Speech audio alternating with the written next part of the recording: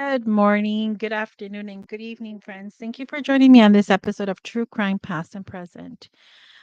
I usually do podcasts on true crime, on missing people, missing kids, um, old crimes, things like that. But today, I'm sorry, I need to speak out on this.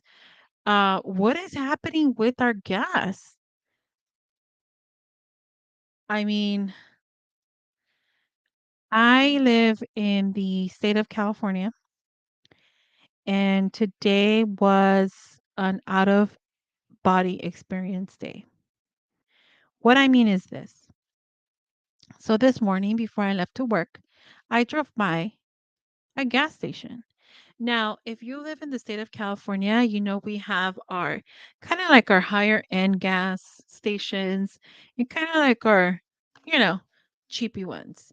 What I mean is we have the Chevron gas stations in comparison to the Arco gas stations. And I'm pretty sure there's other ones, little mom and pops, things like that.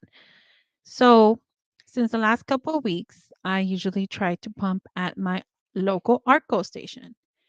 Um, I do have a Costco membership. It's just I'm not willing to wait on those lines. But now I think I am. So, like I said, this morning I left and unleaded 87 was 5.99. I said, okay. Came back home this afternoon.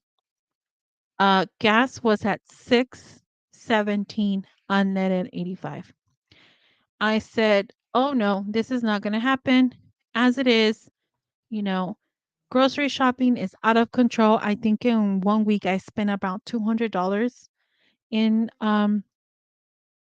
in groceries, and those are just the basic groceries. Those are not even things of me splurging and wanting to go to Whole Foods or anything like that. Oh no, this is me actually bargain shopping, going to Aldi's first, if you guys are familiar with Aldi's, going to grocery outlet, then hitting El Super.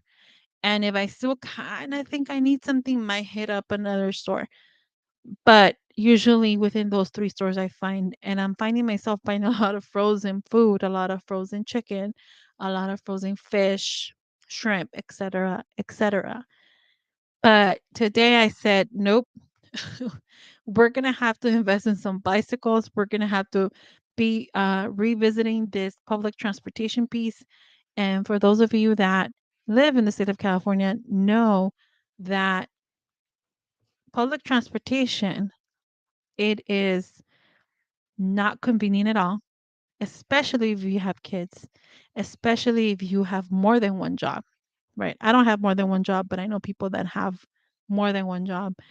And so from going from one side of the county to another one, it's impossible, right?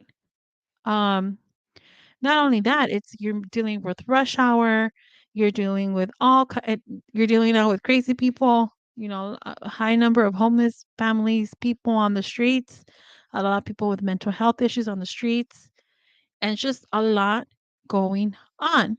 So I actually been researching this to find out what's happening, right? Yes, I know there's a war going on in the Ukraine and my heart goes out to them.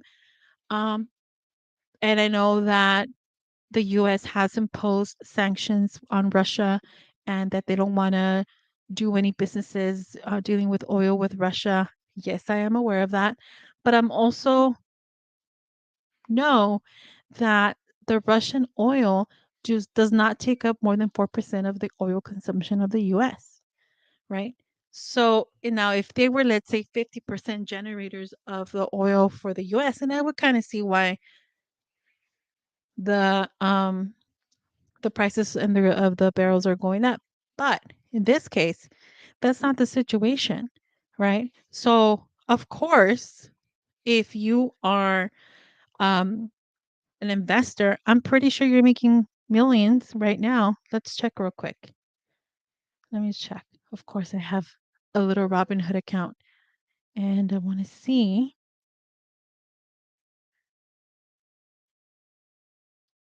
And if you're curious, I only have invested $100 on crypto. That's it.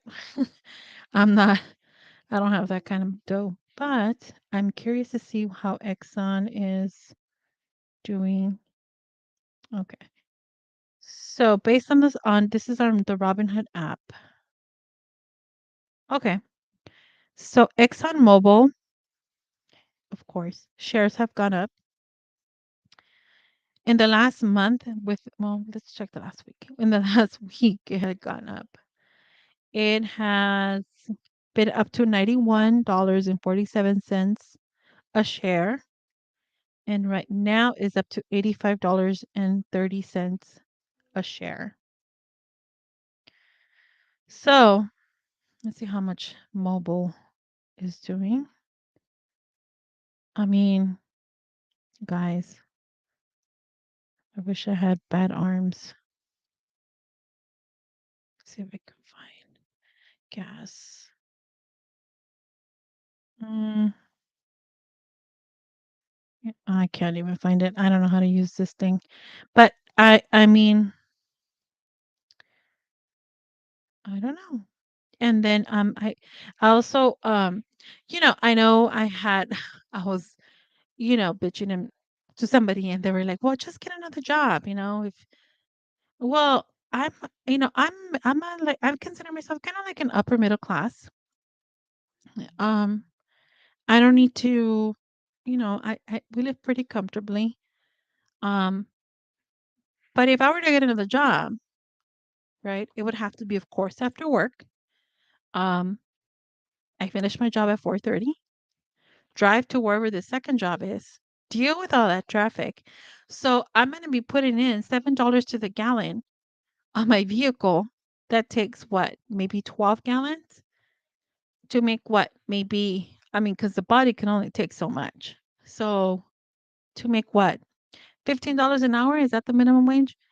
So I'm going to be working so I can pump gas into the car so I can go to my second job. No, I don't think so.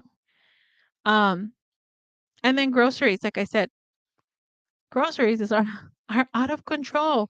I am actually very serious in considering in um harvesting my own crops. I mean, I have enough land in the back of my home to,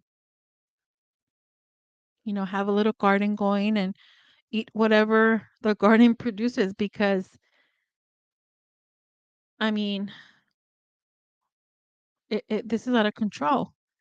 Um I use a lot of the Uber Eats, a lot of the Amazon grocery delivery, just because a lot of some of the things there are kind of inexpensive and they're everyday things that we use. And sometimes I have no time to go to the grocery store, so it just makes it more convenient, especially if I'm already paying for Prime. Um but a conversation I was having earlier with somebody was what's up with those people? Like, are they going to continue working? Because a lot of these people are independent contractors where they use their own vehicle, their own gas. And so I know at least for Amazon, they get a minimum hour wage. Let's just say it's $20 an hour. And, they rely on those tips. So if the person is working, let's say 4 hours, let's just say they're bringing in $100, right? But yet to fill up your gas tank, it's 120. Does it really make sense for them to do it? And it's not like if you're gonna do deliveries close to home. That's just not gonna happen, right? I don't know. I just wanted to get on here, just kind of like vent a little bit. Tell me, how is it looking at your area? What are the gas prices looking at your area? Any ideas on how to combat this? Any ideas that you're going to be doing to kind of like deal with this influx that's happening? What about the grocery stores? How's it looking at your area? All right, guys. Until then, we'll see you on the next one.